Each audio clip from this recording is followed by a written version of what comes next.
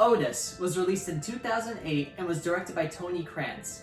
It stars Kevin Pollak, Daniel Stern, and Ashley Johnson, and is about a man who kidnaps a girl to live a fantasy of bringing a girl to prom. So this is our first segment of Troll Tuesday, and I'm very excited that now every week for the month of October that I'll be talking about a funny bad horror movie, with the first one being Otis.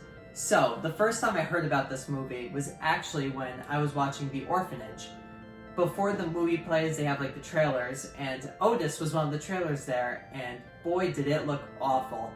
We were all cracking up, it looked pretty funny, and one day I went to FYE and I saw one copy of Otis there, and I automatically bought it, and it was always this joke that one weekend we were going to watch it, and finally, it was the weekend that we watched it, and now the question is asked, did it live up to expectations? And unfortunately it doesn't.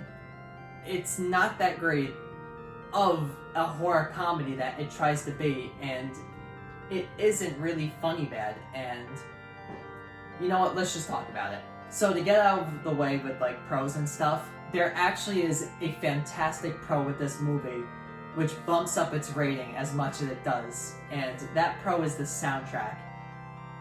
The music that is played is phenomenal. I mean, whoever chose what songs to have in this movie, well done. I mean, to kind of show you the top 3 songs, I wrote them down.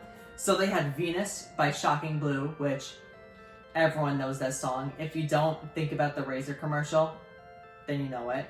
Come On Feel the Noise by Quiet Riot. Everyone knows that song, you know. Come on, feel the noise. You know it.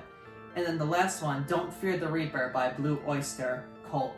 I mean, what a fantastic soundtrack. And the only thing that was going for this movie, because now going to the cons, oh boy do I have a lot.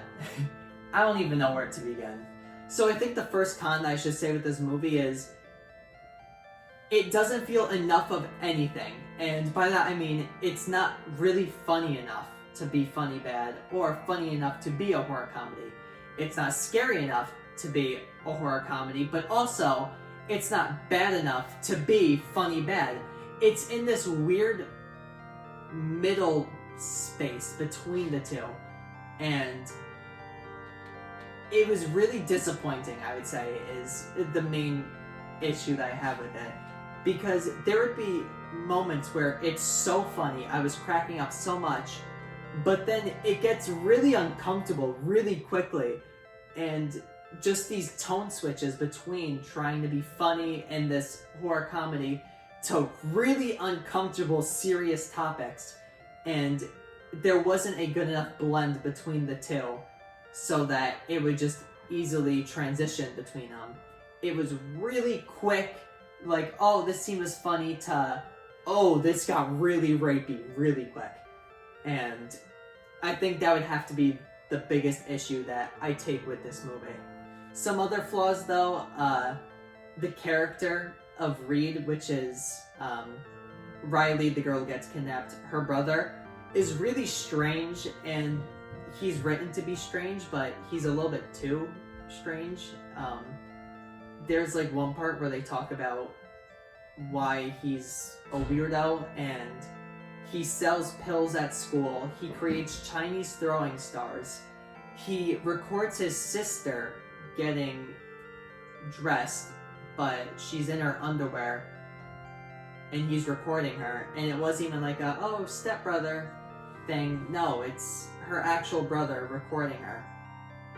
It was really strange, and it wasn't really funny. There was one scene where they kind of throw back to that like talk that they have with them as they're saying like how he made throwing stars and how he sells pills. They have a little throwback to it later in the movie, which is actually very funny, but he's just a very strange character. And there's a lot of them, like Hotchkiss.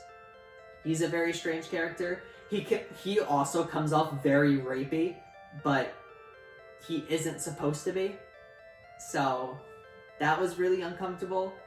It's just, it got a little bit too serious in points where it shouldn't have been. And if they wanted to discuss serious topics, then it should have been a little bit more lighthearted. And I think that was my main issue with the movie. I guess going with another pro, Otis, he's fantastic. I mean, he really sells his performance as this deranged man who just wants love. I mean, if I'm putting it that way, he's kind of a simp. He is a bit of a simp, but yeah, he's pretty good. Ashley Johnson as Riley, she's pretty good.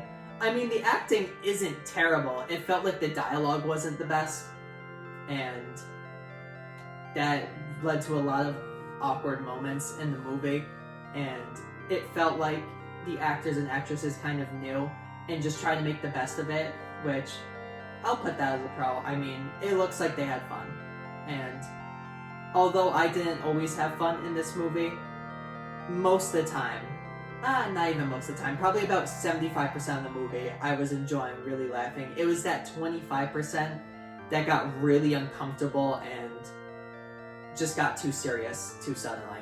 So overall, I'm gonna give this movie a 2 out of 10. But on terms of a funny bad scale, I'm gonna give it a 7 out of 10. And I guess if you want a funny bad horror movie to watch it. If you're a fan of Critical Role, watch it. If you're a fan of Marv from Home Alone, watch it. You'll recognize basically all the actors and actresses in this movie. So thank you everyone for watching, and stay tuned for next week's Troll Tuesday, because I think you're gonna like it. But let's flash forward to the next reveal.